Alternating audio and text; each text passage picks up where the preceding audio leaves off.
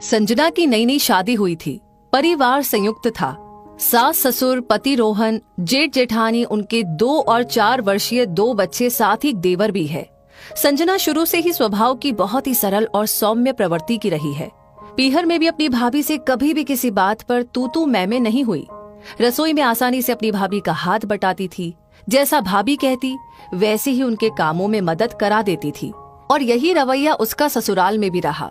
सास सुमित्रा ने पहले दिन ही बता दिया था कि बड़ी बहू के पास तो बच्चों का काम रहता है, इसीलिए ऊपर के काम तुम संभाल लिया करो। संजना को इससे कोई परेशानी नहीं थी। ससुराल में नहा धोकर ही लगने का कोई झंझट तो था नहीं, इसलिए संजना उठकर पहले कपड़े धोने की मशीन लगा दिया करती थी। पहले उसमें बच्चों के कपड़े, फिर सफेद कपड़े, उसके बाद रंगीन कपड़े और आखिर में रसोई और डस्टिंग के कपड़े चलाती थी। इन सब का मशीन में बारी बारी से धोने का काम उसी का था। मशीन दूसरी मंजिल पर थी और रसोई पहली मंजिल पर, तो ऐसे में बार बार कपड़े बदलने के लिए उसे कई बार चक्कर लगाने पड़ते थे।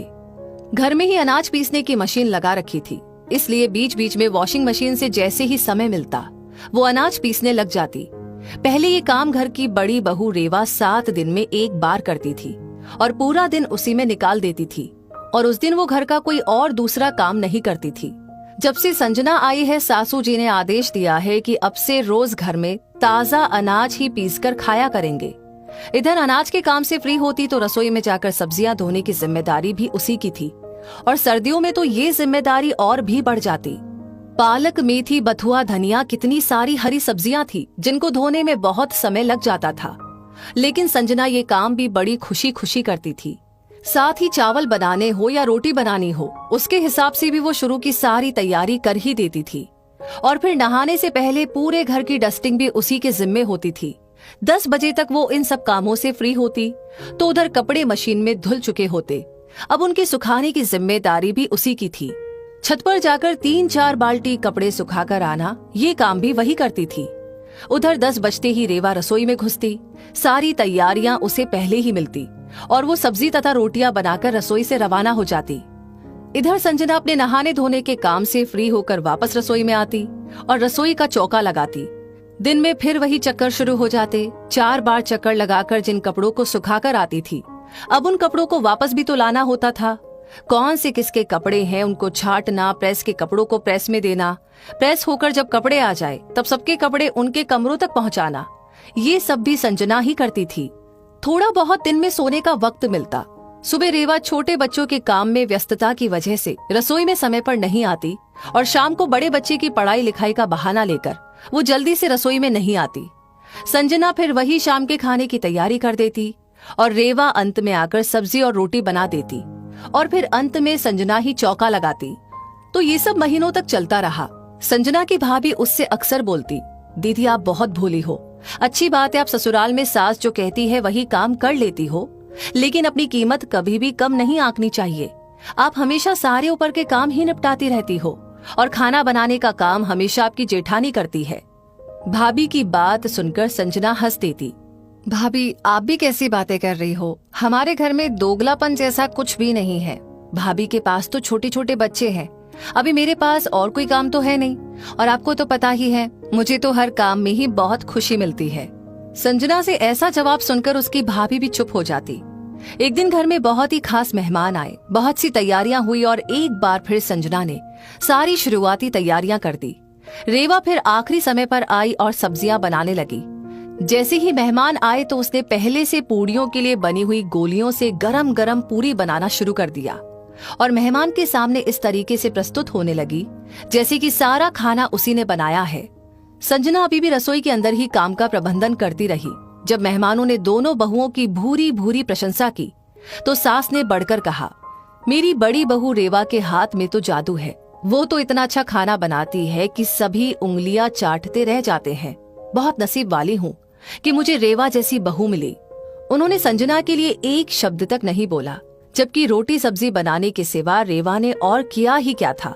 घर के प्रत्येक कोने की साफ सफाई, डाइनिंग टेबल और कुर्सियों पर नए मैट्स लगाना, जगह जगह पर तरह तरह के फूलों से फूलदान को महकाना, सभी कमरों की चादर बदलना, बच्चे इधर उधर खेलकर जो खिलौने फैलाते रहते थे उन्हें बारी बारी से समेटते रहना, इसके साथ ही रसोई की भी सारी तैयारी करना, जैसे कि सब्जी सुधारना, धोना, आटा लगाना, कांच का डिनर सेट पहुंचकर तैयार करना, सब कुछ उसने ही तो किया था। लेकिन सास एक बार भी गलती से भी अपने मुंह पर संजना का नाम नहीं लाई। पीहर में जब उसकी भाभी को ये बात पता पड़ी तब उन्हें बहुत गुस्सा आया। उन्होंने एक बार फिर से संजना को समझाने की कोशिश की।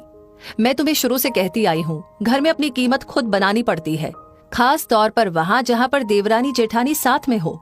अभी तो केवल एक जेठानी है, बाद में तुम्हारी देवरानी भी आएगी। कब तक केवल घर के ऊपरी काम ही करती रहोगी? सास को बोलो हर बहू में काम को बराबर बराबर बांटे। संजना ने भाभी की बात को फिर से हल्का लिया। दिन ऐसे ही निकलते रहे और एक दिन संजना ने भी खुशखबरी सुना दी। लेकिन संजना की दैनिक दिनचर्या अभी भी वैसी ही थी जैसे पहले थी। संजना को अब थकान रहने लगी। पहले जैसी दौड़ भाग उससे नहीं हो पा रही थी। छत पर जाकर बार बार चक्कर लगाने में उसे खुद को चक्कर आने लग जाते। अनाज पीसते वक्त भी अब उसकी तबीयत खराब रहने लगी। जब उसने इसकी शिकायत अपने पति रोहन से की तो रोहन ने अपनी मम्मी को ये बात बताई। रोहन की बात समझने की बजाय उसकी माँ उससे ही गुस्सा हो गई। ऐसा काम ही क्या करती है संजना जो वो थक जाती है? सारा काम तो बड़ी बहू ही करती है, दोनों टाइम खाना वही तो बनाती है। संजना तो केवल ऊपर के काम संभालती है, उन कामों को करने में भला काहे की थकान? और वैसे भी संजना को तो शुरू से यही काम पसंद है। उसकी इतनी मेहनत, इतने काम का यही परिणाम। उसने सोचा भी नहीं था कि घर में इस तरीके से उसे स्थान दिया जाएगा। अपने पति और सास की बात सुनकर उसे महसूस हो गया था कि अपने लिए घर में इज्जत बनवाना रोहन की बस की बात नहीं। ये सब बातें सुनकर अब संजना से रहा नहीं गया। हर बार वो हर बात हल्के में लेती और अपनी भाभी के समझाने पर भी समझती नहीं थी। सही कहा था भाभी ने, अपनी कीमत खुद को ही बनानी पड़ती है। वो जिन कामों को अपने घर का काम समझकर करती थी, उन्हीं कामों के लिए सास कह रही है कि उसे तो यही काम करने पसंद है। मैंने खुद ही ने तो इस घर में ये तस्वीर बना ली है। लेकिन आज बात उसके होने वाले बच्चे की भी थी। आखिर उसकी थकान और उसके ऐसे शरीर का असर तो उसके बच्चे पर ही पड़ेगा। आज अगर मेरी इस घर में इज्जत नहीं होगी तो मेरे होने वाले बच्चे को भी इसी तरीके से बेइज्जत किया जाएगा। उसी समय संजना ने कुछ निर्णय लिया। अगले दिन ना उसने कपड़ों की मशीन चलाई, ना उसने अनाज पीसा और ना ही घर की साफ सफाई की। अपने कमरे में से नहाकर वो बाहर आई। पिछले दिन का पीसा हुआ थोड़ा सा आटा लिया और थोड़े चावल लेकर उसने उसी में तैयारी शुरू कर दी। सब्जी सुधारी और उसी समय सब्जी बना भी दी और ये सारी तैयारी करके वो अपने कमरे में चली गई। जब जेठानी का रसोई में आने का समय हुआ तो सारा खाना बना देखकर उसकी त्योरियां चढ़ गई। उसी समय उसने घर में हंगामा मचा दिया। रेवा की इतनी तेज आवाज सुनते ही सभी घर वाले हॉल में एकत्रित हो गए। क्या हुआ रेवा, क्यों चिल्ला रही हो सुबह सुबह इस तरीके से? देखिए ना मम्मी जी, आपकी छोटी बहू ने क्या किया है। खाना बनाकर चली गई और चौका मेरे लिए छोड़ दिया। रेवा रूठते हुए बोली। संजना, तुम्हारा तो ये काम नहीं है। तुमने आज रेवा का काम क्यों किया? और ना तो आज कपड़े धुले हैं, ना घर में डस्टिंग हुई है, ना ही आज का अनाज पीसा है। वो सारे काम कौन करेगा? मम्मी जी, अब से ये सारे काम भाभी किया करेगी। मैं तो अब रसोई में ही रोटी बनाऊंगी। रेवा कैसे कर सकती है? उसके पास तो बच्चे हैं। तो अब तो मेरे पास भी बच्चा है। बाहर नहीं तो क्या शरीर के अंदर तो पल ही रहा है। मुझसे अब 4-4 मंजिल के चक्कर नहीं लगाए जाते हैं, ना मुझसे अब अनाज पीसा जाता है। लेकिन रेवा ये सब काम करेगी तो थक नहीं जाएगी? आप ही तो कह रही थी कल कि मैं करती ही क्या हूँ। आखिर मुझे किस बात की थकान? मेरे काम में तो थकान नाम की चीज ही नहीं है। तो आपकी बड़ी बहू इन कामों को करने में क्यों थकेगी? अब से मैं रसोई में केवल और केवल रोटी सब्जी बनाऊंगी, जो रेवा भाभी इतने सालों तक करती आई है। और मेरे सारे काम रेवा भाभी के जिम्मे हैं।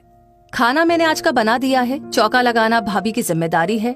रात को अगर रोटी समय से बनानी हो तो मुझे आटा पीसकर दे दीजिएगा। भाभी मुन्ना के स्कूल के कपड़े आज धुले नहीं है। मशीन अब चलाएंगी तब भी शाम तक कपड़े सूखेंगे, फिर प्रेस वाले को भी देने होंगे। अच्छा होगा कि जाकर के वो मशीन भी चला ही दीजिए।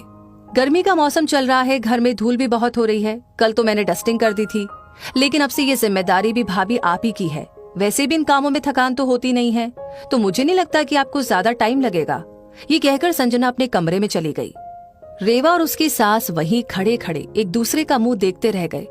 घर के किसी भी आदमी ने संजना का विरोध नहीं किया, क्योंकि सब जानते थे कि संजना आज सही थी। गलती तो उन दोनों की थी। संजना के आने से पहले दोनों मिलकर जो काम करती थी वो सारा काम अकेली संजना पर डाल दिया। उसके भोले और सरल व्यवहार को दोनों सास बहू ने मिलकर बहुत भुनाया। दोनों सास बहू को समझ आ गया था कि संजना के काम को दोयम दर्जे का समझकर उन्होंने हमेशा उसका फायदा उठाया। कभी उसके काम की इज्जत नहीं की। मेहमानों के सामने भी उसे कभी इज्जत नहीं दी जाती थी।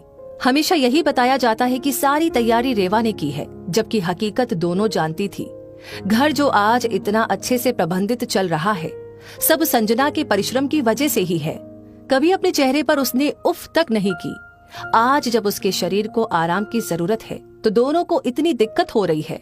जो काम संजना रोज हंसते मुस्कुराते कर दिया करती थी, रेवा उसी काम को रोज झल्लाते हुए तथा घर में सीन क्रिएट करके करने लगी। और अब घर का माहौल भी रोज बिगड़ने लगा। आखिरकार सुमित्रा जी को घर की दोनों बहुओं में बराबर बराबर की जिम्मेदारी बांटनी ही पड़ी और संजना को भी उसके हिस्से की इज्जत देनी पड़ी। दोस्तों, अक्सर घरों में देखा गया है कि रसोई का काम करने वाली बहू को ही ज्यादा सम्मान दिया जाता है और जो बहू घर के बाकी प्रबंधन का काम करती रहती है, उसके काम का तो कोई मूल्य ही नहीं आंकता है। तो ऐसे दोगलेपन में एक बहू जहाँ रसोई के कार्य में पारंगत होती ही जाती है, वहीं दूसरी बहू की इज्जत घटती ही जाती है। या तो सास शुरू से ही घर की सभी बहुओं में बराबर का काम बांटे, नहीं तो फिर संजना जैसी बहू को किसी न किसी दिन अपना ऐसा अवतार दिखाना ही पड़ता है। मेरी राय में संजना ने उचित किया। क्या आप भी मेरी इस बात से सहमत है? अपनी राय हमें जरूर बताएं और साथ इस वीडियो को लाइक करने के साथ साथ शेयर जरूर करें। आपका हर एक लाइक, हर एक शेयर, हर एक कमेंट हमें इंस्पायर करता है ऐसी कहानियां हर बार आप तक पहुंचाने के लिए, उन पर मेहनत करने के लिए। साथ ही हमारी हर वीडियो को सबसे पहले पाने के लिए हमारे पेज को फॉलो करना ना भूलें। धन्यवाद।